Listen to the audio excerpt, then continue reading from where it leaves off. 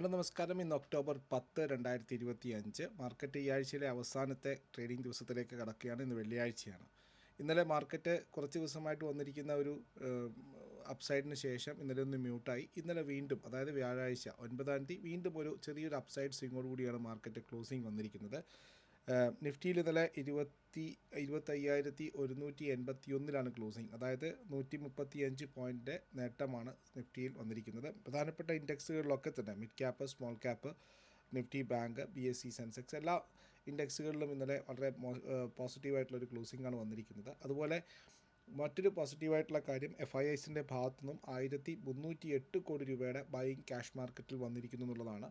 ഇന്നലെയും FIIs buying മോഡിലായിരുന്നു, പക്ഷേ വളരെ ചെറിയ 100 കോടിക്ക് താഴെ വന്നിരിക്കുന്ന ഒരു ബൈയിങ് ആയിരുന്നു FIIസിൻ്റെ ഭാഗത്ത് നിന്ന് വന്നിരുന്നത്. ഇന്ന് കുറച്ചുകൂടി ബെറ്റർ ആയിരിക്കുന്നു. ഒരു ഷോർട്ട് കവറിങ്ങിലേക്ക് വരുമോ എന്നുള്ളതാണ് എനിക്ക് കാണേണ്ടത്. FIIസിൻ്റെ വലിയ രീതിയിലുള്ള ഷോർട്ട് കവറിങ് വരികയാണെങ്കിൽ മാർക്കറ്റിൽ ഒരു പോസിറ്റീവ് മൂവ്മെൻറ്റ് നമ്മൾ വരേണ്ടതാണ്. ഇത് വളരെ ദിവസങ്ങളായിട്ട് നമ്മൾ പറഞ്ഞുകൊണ്ടിരിക്കുന്ന ഒരു കാര്യമാണ്. അതുപോലെ തന്നെ ക്യാഷ് മാർക്കറ്റിൽ DISൻ്റെ ബൈയിങ്ങും പോസിറ്റീവ് സൈഡിലാണ്.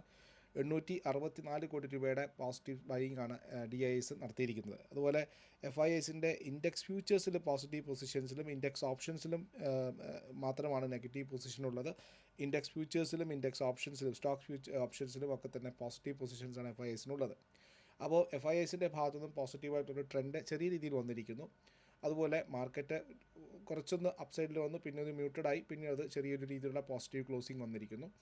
പിന്നെ മറ്റൊരു പ്രധാനപ്പെട്ട ഡെവലപ്മെൻറ്റ്, TCSൻ്റെ റിസൾട്ട് അത്ര മോശമല്ല. വലിയ രീതിയിലുള്ള എക്സൈറ്റ്മെൻറ്റ് ക്രിയേറ്റ് ചെയ്യുന്ന ഒരു റിസൾട്ട് ഒന്നും അല്ലെങ്കിലും മോശമില്ലാത്തൊരു റിസൾട്ടാണ് ഈ ഒരു സിറ്റുവേഷനിൽ റിസൾട്ട് പ്രൊഡ്യൂസ് ചെയ്തിരിക്കുന്നത്. പക്ഷേ മാനേജ്മെൻറ്റിൻ്റെ കമൻട്രി വളരെ സ്ട്രോങ് ആണ്. മാറി വരുന്ന സാഹചര്യത്തിനനുസരിച്ചിട്ട് AI ഡ്രിവൺ ആയിട്ടുള്ള കാര്യങ്ങൾ മാറ്റാൻ പോകുന്നു.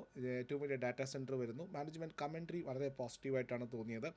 സോ അതൊരു പോസിറ്റീവ് കാര്യമായിട്ട് ഇന്നത്തെ മാർക്കറ്റിനെ സ്വാധീനിച്ചേക്കാം. മൂന്നാമത്തെ കാര്യം, പ്രധാനമന്ത്രി മോദിയുടെ ഭാഗത്ത് വന്നിരിക്കുന്ന ഒരു ട്വീറ്റാണ്. അദ്ദേഹം ട്രംപുമായിട്ട് സംസാരിച്ചു. അതുപോലെ തന്നെ ഗാസയിലെ പ്രശ്നങ്ങൾ തീർക്കാൻ വെടിനിർത്തലിന് പ്രധാന പങ്ക് വഹിച്ച ട്രംപിനെ അദ്ദേഹം കൺഗ്രാജുലേറ്റ് ചെയ്തിരിക്കുന്നു, സംസാരിച്ചു എന്ന് പറയുന്നു. വളരെ അടുത്ത് തന്നെ ഒരുമിച്ച് വർക്ക് ചെയ്യാനുള്ള അവസരം ഉണ്ടാകും. അതായത് ട്രേഡ് ഡീലുമായിട്ട് ബന്ധപ്പെട്ട് മറ്റുമൊക്കെയായിട്ട് ഒരു പോസിറ്റീവ് ട്വീറ്റ് പ്രധാനമന്ത്രിയുടെ ഭാഗത്തു നിന്ന് വന്നിട്ടുണ്ട്. സോ ഈ 3 കാര്യങ്ങൾ ചേർത്ത് വെച്ച് നോക്കുമ്പോൾ മാർക്കറ്റ് ഒരു പോസിറ്റീവ് മൂഡ് നിൽക്കാനുള്ള സാധ്യതയുണ്ട്. അതേസമയം ഇന്നലത്തെ ക്ലോസിംഗ് അനുസരിച്ച് നോക്കുകയാണെങ്കിൽ നമുക്ക് പ്രധാനപ്പെട്ട ഒരു സപ്പോർട്ട് സോണായിട്ട് നിൽക്കുന്നത് 25,000 മുതൽ 25,100 സോണിലുള്ള ആ ഒരു 100 പോയിൻ്റാണ് നമുക്ക് വളരെ ശക്തമായിട്ടുള്ള സപ്പോർട്ട് സോണായിട്ടുള്ളത്. അതേസമയം അപ്സൈഡിൽ 25,250 മുതൽ 250 മുതൽ 25,250 വരെയുള്ള 100 പോയിൻ്റ് നമ്മളെ സംബന്ധിച്ച് റെസിസ്റ്റൻസ് ആണ്. ഈ ഒരു പോയിൻ്റ് ക്ലിയർ ചെയ്ത് വരികയാണെങ്കിൽ 25,400-450 വരെയെങ്കിലും നിഫ്റ്റി പോകാനുള്ള സാധ്യതയാണ് ഇപ്പോഴത്തെ അവസ്ഥയിൽ കാണുന്നത്.